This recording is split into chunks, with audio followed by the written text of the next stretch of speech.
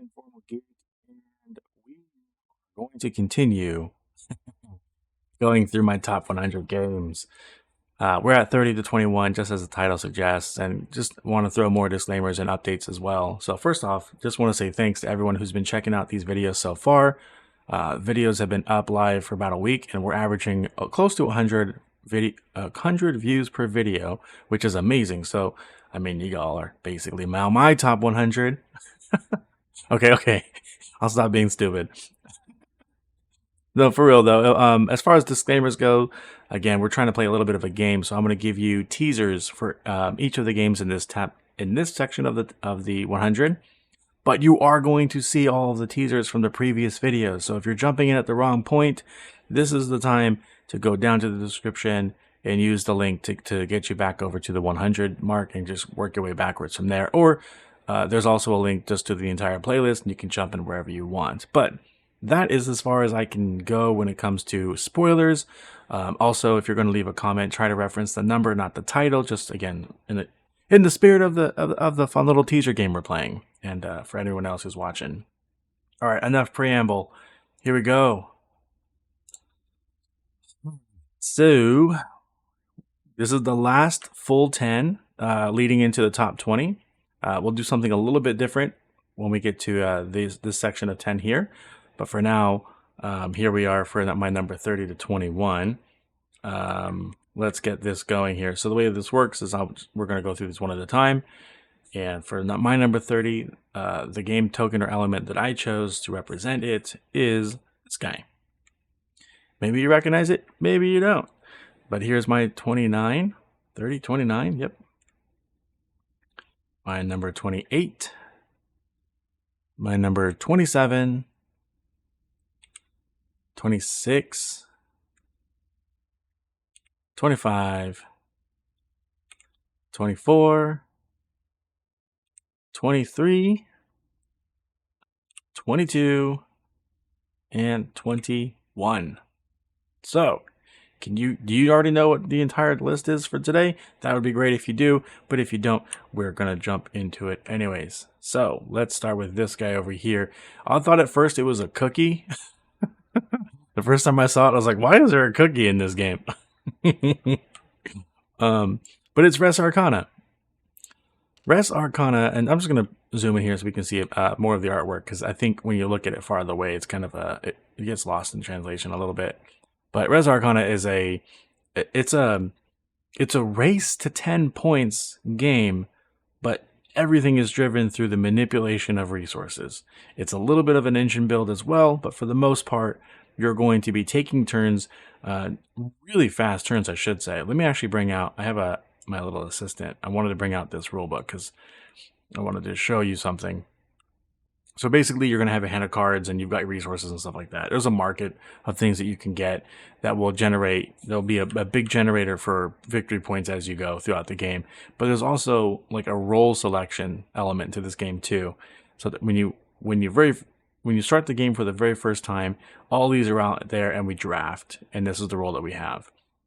Like other action selection types of games, similar to things, or maybe not action selection, but similar to like Terra Mystica or Age of Innovation, when you pass, you've got to give up your role and you have to pick a new role. And so these roles are, I know it's kind of hard to see right now, it's blurry, but like if you took this one, then during collection, you can get either one of these black resources or the green resources. Some of these are actions that will let you stand up action cards and so you can do it again. Like there's a lot of interesting things there. But let's go back to where I was talking about how this game is a race game. When you pass, you also get to be first player for the next round. And so while that change has been made, that first player token, this guy over here I was showing you, it's also worth 1 point. So in a game that's race to 10, passing first could be enough to really bump you over, because I'm going to bring this up real fast. I'll show you how quick and dirty this game is. If you're looking just the right side of the screen, after you collect resources, you literally take incremental actions one at a time around the room. Placing artifacts, claiming things, cards, converting resources, using powers, and eventually you'll pass, and that's when you get that first player token and you swap your role and you draw a card. Once everyone passes, you just do a quick victory point check. Anyone got 10 points? If the answer is no, play another round. If the answer is yes, game's over. Who has the most points? And that's the winner. So this game has some really good expansions, but none of them I would consider required. If you like this game, you're going to want to pick up those expansions. But the incremental turns, there's a little bit of player action, not a lot, but there are some. And obviously you're trying to race to get certain things from the market. But you pay with resources, you activate abilities to give you resources. Like this one here says, for one of your actions on your turn, you just rotate this card, you activate it, you get 3 of this red resource, and everyone else gets 1. But while it's been used, then you can't use the bottom action. So, but this action over here will let you like activate this card and get rid of these 2 things, and then you can take any card that you want and rotate it back up again, and you can use it again on your turn. So a lot of card comboing mixed with a little bit of resource management in the tension of a race to 10 points with super fast turns. Like, I don't know what else you can ask for. This game is freaking awesome. And that's Res Arcana, my number 20. No, not my 20, my 30. I got ahead of myself when I talked about these two rows. So yeah, that's my number 30. All right, my number 29 is Food Truck Champion. This is my Glory to Rome. Okay, if you like Glory to Rome, you're gonna love Glory to Rome. I liked Glory to Rome. I didn't love Glory to Rome. What I didn't like about Glory to Rome was I didn't really like the part where all of the cards also had their own individual abilities. I felt like, I know that a lot of people are gonna love that part of the game. I felt like it was just one extra layer too much. So this game is that game that I just described. So you're going around, and I'm going to zoom out a little bit because that's like really in your face. But you're going to be tucking cards to the left and to the right and below, very similar to the way that actions and cards work in Glory to Rome. There's a follow mechanic, again, very similar to Glory to Rome. Like, this game is pretty much identical to that, except for the abilities that are tied on every card. And so what that means is you're going to be taking turns playing different actions, or as playing different roles to get different ingredients from a market. You're going to be, tucking them, and these represent the maximum number of items that you can have tucked. And then you're going to be using the resources that you have to claim the meals. So this one requires this red and this brown token, for example. And then you complete your orders. Every time you complete an order, and this is, I think, it's a little bit different. Maybe it's the same than Glory to Rome. Anyways, whenever you complete an order, you're going to get one of these little tokens, and they count as points at the end of the game. But they also let you cover up one of these slots, and now that increases the capacity for your sections. So you can do that as well. So anyways, this is my favorite version of other variants of Glory to Romes that are out there. And yeah, I think if you love Glory to Rome, you might want to try playing this game just to see how it feels for you. Because I think that you could use this as a way to play Glory to Rome in groups of people that don't like as much of the complexity that's there. Like for me, I look at it, when I look at complexity, there's complexity to learn and have a good time, and then there's complexity in the actions that you take per round. I like the balance of complexity between the two of them. So yeah, I think I think this one is a bit more intuitive, and it's a little easier to manage. I just love it. I just love this game. So enough on that one. That's my 29. Give it a try. Food Truck Champion. All right, my number 28 is Terraforming Mars Ares Expedition. Now, I think that for me, as you might guess from the games that we've talked about in these lists, it's probably a no-brainer that I like this one more than I like base game Terraforming Mars with any variant of expansions plugged in. It's got things that I like on it. It's got the action selection, of course, but I think it's like more streamlined. I think the fun of Terraforming Mars is figuring out the puzzle of your cards and how to figure out which ones you're going to play when, get the resources you want, move up your tracks and such. I think that's still here. And I think for me, that's the funnest part about Terraforming Mars, is like trying to figure out this and exploit these in just the right way so you can, get ahead of the tracks compared to other people. I think that's all still here, but the mechanisms to do that are, in my opinion, a little bit more interesting. And I really appreciate the color coding here. So, for example, if you were to pick the development phase, you know that you're dealing with your green cards. Similar for your actions phase, you're looking at your blue cards. I think that little touch also is what contributes to this game being a bit easier to get people to enjoy playing it.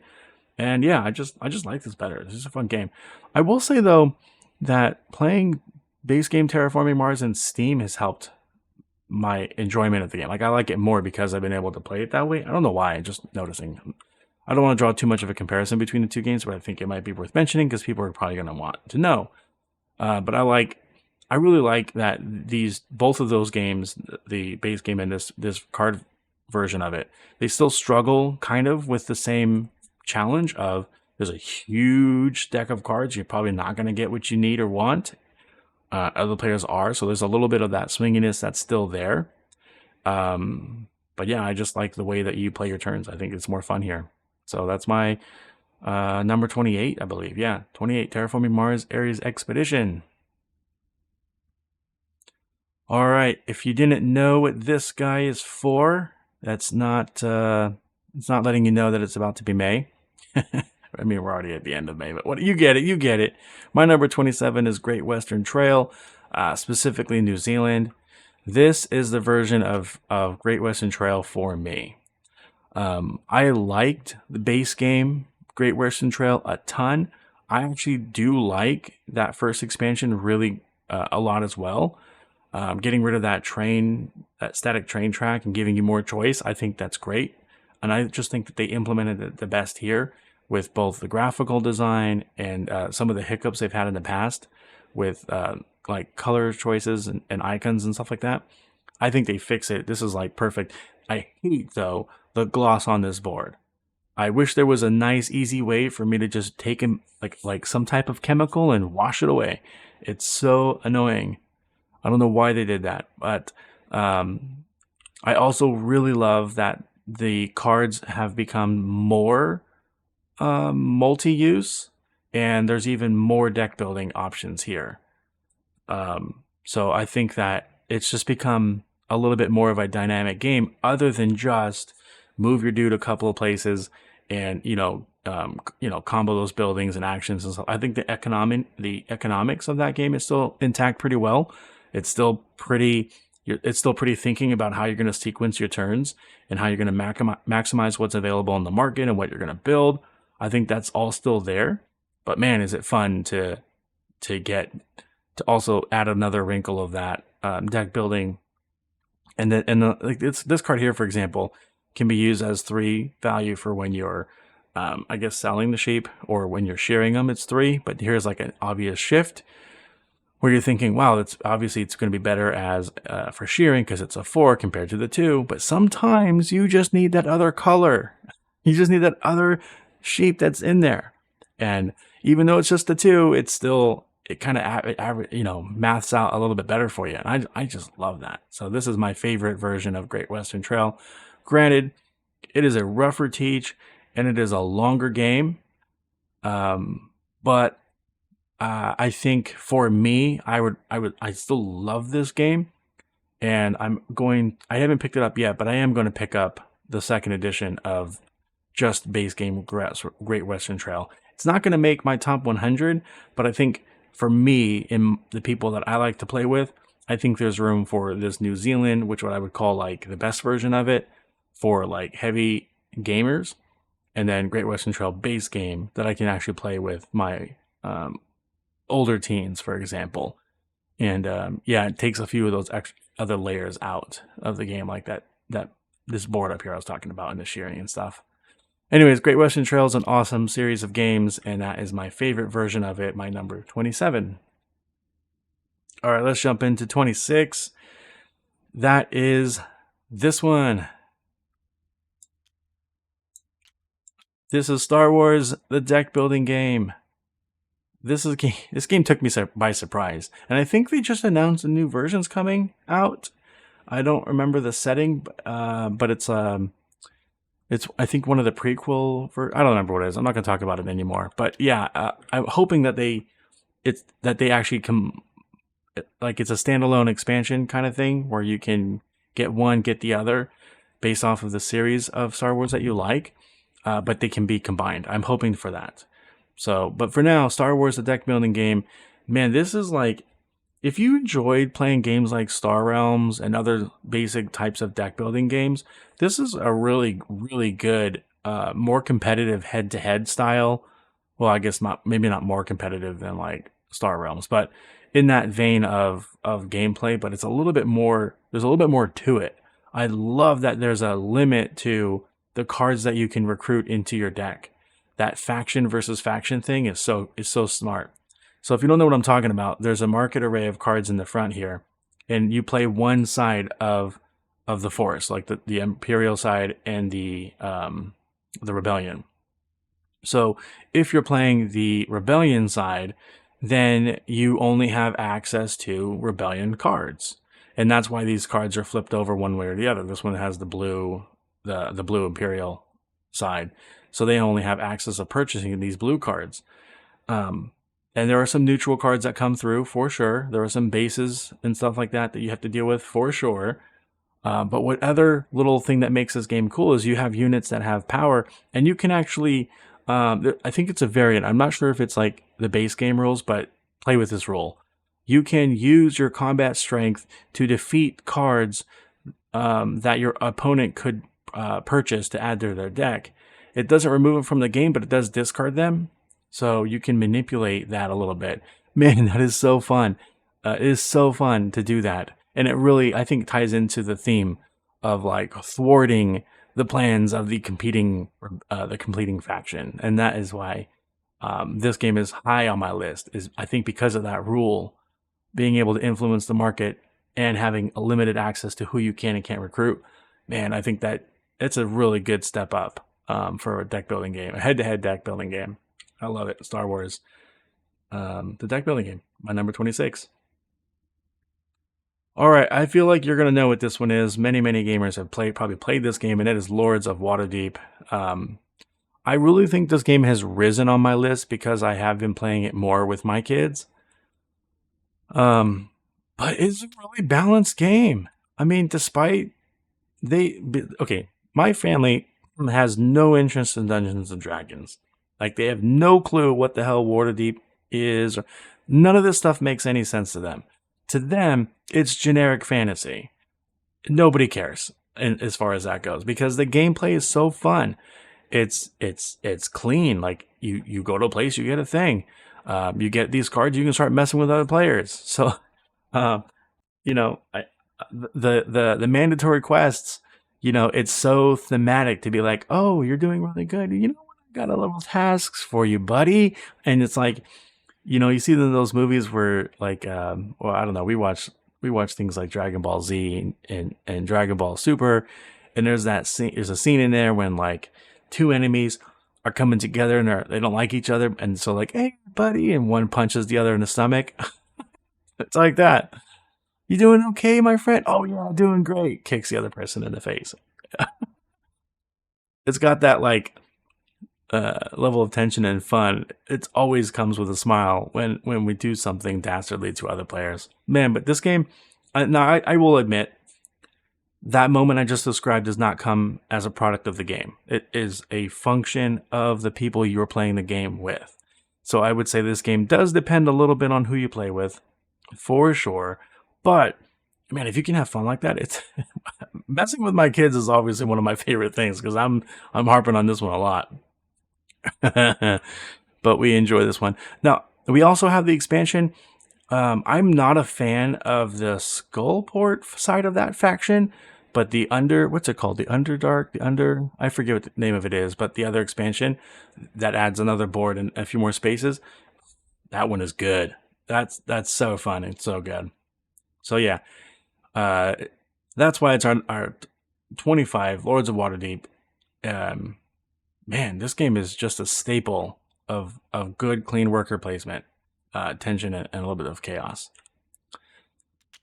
All right, let's move on to this. I don't know why I flipped that over so fast, but I did. So, Got really excited for my number 24. But Mission Red Planet. This is another game that maybe I put these two together because there's a little bit of that backstabbery going on here. But Mission Red Planet is a thematic style game of area control, or I'm sorry, area majority. And the mechanism to do it is, again, action selection. Everyone has the exact same deck of cards, numbered 1 through 9. And on your turn, you're going to choose one card and play it face down. And we do a countdown, right? 9, 8, 7, 6. And whoever is the first player of that turn does the countdown. And when that number is called, all of the players who pick the card that match that number reveal your cards and take the actions. And these actions can be like, you know, adding people to a ship and being able to make it launch before it's at capacity, right? So, for example, if you were to go to Hellas here, you would need any 4 astronauts. Once that's done, it launches. It doesn't land yet, but no one else can be added to the ship. It's left the dock, right? But there are cards that's like, add one or two to a ship and then just make it launch early. So there's cards in there that's like, if you're going to add 1 astronaut, you instead can add 3. But if there's not room for 3, then you don't get to add any. So you're trying to just play the room, play the opponents here based off what you think they're going to do. And man, it's for a game that doesn't have a lot of rules in it. There's a lot of competition. I mean, there's just some silliness that goes in it. I think one of the cards lets you just change the location of where the ship's going. So, because again, everyone has the same number of cards or the same cards, whenever you play the card, that card stays out face up. So everyone still very much knows what cards you've played and what cards you have access to. And that is the game, is outplaying your other players. And eventually you will land and score majorities and get points based off of the types of resources that you get and some cards that let you give you bonuses for, like, at the end of the game, if you have whatever, you get points. Oh man, that's so fun.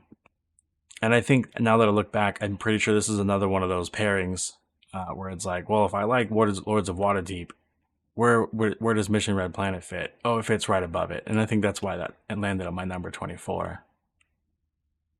All right, we're going to shift gears entirely to my number 23. If you can recognize that camel, kudos. Let me just take a quick sip here. Kudos to you, because this, I don't know if this is on everyone's radar, but Marco Polo 2 in Service of the Con is, first of all, I admit, super busy board. Like, what is going on here? My brain is melting just looking at it. Let me back up a tick. The way that I would explain this game is, imagine that we're playing Orleans, except instead of using bag building, we're using dice placement, and you have a kick-ass power. That's what this game is. You have what feels to be a super broken power. There's 2 sides to the board. There's the one side that is most of the dice placement that will say, most of the dice placement. You're going to do these things to get different resources or Campbells and whatnot. You can go to here to turn in some of those resources for points and other resources. You can go here to interact with the board up here, right? And this is a big element of the game right here, the space here. And this is the other side of the board. Like, I'm going to draw again a comparison to Orleans, where you're trying to, everyone starts in one location, and then you spread out. And you spread out and you take actions and gain resources. Here, you have to pay costs to travel. And then once you're there, you can interact and you have access to taking the actions here. Now this becomes a new dice placement space for you.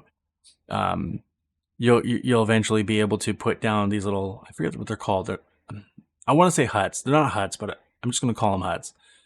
At the end of the game, you're looking at how you spread your influence throughout these huts across the board here, and you're going to be counting how many different types of locations you have access to. So if I were the blue player, I have one unique one. The monkey's a new one that's unique. The snake one, right? 1, 2, 3, 4, 5, 6, 7 unique banners. And so at the end of the game, that's 10 points. That's kind of what distract means. So you're trying to purposefully get out and explore all these other locations, but sometimes you don't want to because the actions that are there are so good and you're just stuck spending your time there doing stuff like that, trying to figure out, like, there's so many good options out there. I wouldn't say it's AP prone, analysis paralysis prone, um, because the options aren't changing on you and you're kind of looking at what you want to do. You have plans. Like if I were here, I know based off the resources in front of me, if I'm thinking about branching out over here, I need a couple of jades, coins, and camels. Looking at my resources, I don't have that. So like you can still plan out your turns to get you the resources that you need. Now, I did mention its dice placement. It does have dice and dice rolling, but if you notice that there are camels kind of everywhere on this board, so camels are pretty abundant. And although you do need them to traverse, camels are also what lets you re-roll. And I feel like this is a house rule, so take this with a grain of salt. But in the game, you're allowed to spend one camel to re-roll one dice, and you can do it before or after your main action. So based off your main action and you doing stuff, you might change your plans and pivot, and it's what you do it. The rule is that you re-roll the dice. What I think is a house rule is that we say that if you're going to re-roll the dice, it has to be a different value than whatever it was when you started. So if you pick up a 2 and you re-roll it and you roll a 2, you got to re-roll it again. Now that's just how we play, but I think it lends to that mitigation feeling a lot better for players, so we just use that one. And there's other types of things here, but man, this game is so cool and so fun, and that is Marco Polo 2. All right, we're almost done here. This is my number 22. We've got 2 games left on the list. If you can recognize this game, I am really impressed because this is an old game, but definitely not a very popular one. And it is, I think it might actually be my favorite social deduction style game. And that is Shadowhunters. Now this board, again, I'm going to zoom in because this is just like the other one. There's a lot to look at, and it just looks like a blend of colors that's too far away. Very anime in its look and design, but the board is not a looker. It looks like a product of its time. Here we go. Take a look at this thing. You got a black board with some purple cloud fate over here. You got some wooden meeples. You've got a 6-sided dice and a 4-sided dice and these cards. These cards, they look like this. Now, I don't think they're that bad, but my game is pretty old and beat up. We've been playing it forever and ever. So they have frayed and stuff, so we've got sleeves on everything. But man, is this game is it's a team versus team and sometimes even a versus team game. It's all hidden roll types of information. There's no goofy thing at the beginning of the game like in Werewolf where you've got to like tap your hands and stuff so you don't give away your position. Like none of that happens. You're given a role. You're either a shadow or you're a hunter. And both sides want to kill the other. And there's also a neutral player, depending on player counts. But most of the time you're always having a neutral character. Okay? This track is your life points, but it's like a reverse life tracker. Everyone starts here at no damage, and then you're gaining damage. Okay? Nobody knows when you die because that would tell you who you are. Everyone has different life points. That's what these blue, yellow, and red spots indicate. Is if you're this character and you get to 8, everyone's going to look at you and ask, "Are you dead? Are you dead?" And so on. Now, I think what makes this game unique is it's still kind of random with the dice roll. So you, for example, these cards are randomly dealt out. And I forget which numbers are. Oh yeah, the cards represent the numbers. So here, they rolled a 5, right? So you would take the action of space 5, which is right here. This is a 4 and a 5. Here's the 8, I think, the 6 and the 10. So these are going to be random and paired up there. Then after you take the action of whatever's there, you're allowed to attack another player that's at one of those 2 cards. So you don't have full control on who you attack, even if you really suspect, or even if you really know who's on the opposite side. But these cards are like really goofy. Look, here's an example.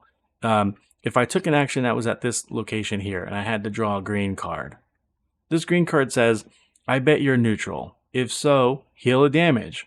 However, if you have no damage, receive a damage. So I might give it to someone who I think might be the neutral player, right? And if they heal, then I know obviously that they're the neutral player. No one else has this information. No one else sees this card. I literally give it to another player, and then they give me the card back and they do the thing. So I might learn who the neutral player is. And as a neutral player, they don't really know one thing one way or another, because the neutral players, they don't really care who is a shadow or a hunter. They just want to be the last one alive. Yeah, or maybe all of the players are at 0 full health. I might just give this to that player and just give him a damage and see what happens. So, like, it's such a fun game. I wish it were back in print. If you ever see this at, like, a hand-me-down shop or some secondhand store, or heck, even just a board game library, you gotta play this game. This game is so amazing. Shadowhunters. That was my number 22. And the last game in this list is my 21, which has what I think is really cool art, and that is the King's Guild. Here's another game that features a lot of resource management and a little bit of base building, actually. So this is like an example of a player board, and you only have access to your main faction ability. So it is asymmetric, but loose on it. They're not that different. But you have some things over here, right? And there are places that you can go to purchase more buildings, and when you add them to your map, you get new abilities or new storage places or new endgame scoring criteria and so on. There are assistants that you can buy that lets you, again, give you more unique powers as you go. But man, the best part of this game is there's a market of cards out here. These represent adventurers and heroes and so on. And they're coming to the kingdom in order to get new weapons and gear. And so you represent, the people who craft these items. So if I go back to this card here, this adventurer is going to be thwarting the Mad Witch's plans. In order for them to do that, they need some magic pants and a bow. And so you represent the guild that will potentially provide them. They have these really cool miniatures. You have 2 of each representing your factions, and you literally call dibs. This is a game of calling dibs. So you're like, hey, look, this person here wants the fancy pants and whatever that thing is. On my turn, rather than taking resources from the pool and rather than building up and getting resources, all I'm doing is I'm putting my miniature on this little section of this card saying, dibs, y'all, I'm making this. You can't do anything about it. That's it. And then it goes around the players. It goes around and around. What's really fun is that sometimes you might have a stockpile of resources. Again, it's tight. You don't have infinite supply spaces. You might go to a place and say, all right, I'm calling dibs on these pants, but you know what? While I'm paying for the resources to build and craft these pants, I also already have the resources here. So I'm going to build both at the same time. And that is incredibly powerful, because let's imagine I had leather, a potion, 2 wood, and 2 cloth. I build this. Not only do I get 9 gold, the 5 and the 4, but also 2 treasures are going to come out, a blue one and a yellow one. But because I completed both of these items, I get them both. Where normally you compete between the timing. I may call dibs now, but you might complete your side of it before me. When that right, so when that happens, and the other card is resolved, the 2 players, whoever finishes the card will get. What am I trying to say here? Why am I struggling on this? When you craft it, you gain the items, you gain the gold immediately, but you don't gain the treasure until the other half of the card is completed. And I think that player gets choice. So a red card and a blue card would be drawn in this scenario, and the last player to finish the card will choose which of those 2 treasures to keep, and the other one's going to the other player. So there's an I split you choose mechanism in here. But the advantage of going first is you get to keep this card. And the cards also have icons on the top right of the of the card there, and they're used for set majorities and stuff like that. And this game has like the whole package of worker placement, um, resource management and earnings, upgrades, building buildings to give you better end game scorings. Man, this game is so freaking cool. Um, and yeah, that's the King's Guild, my number 21. Love this game. All right, well, that's the end of this deal. You can see how many games we've already completed on our journey. We'll talk a little bit more about how we're going to do this slightly different next time. Nothing too crazy, but I'm going to wrap up this video now. I've been talking for longer than I anticipated for, so I'm hoping you're finding this helpful. And like always, I'm hoping that this draws your attention to games you might not have heard of before, or that you've heard of but haven't played yet, and give them a try. That's a big win in my book for y'all. So with that, I'll catch you next time. Thanks for watching. Bye-bye.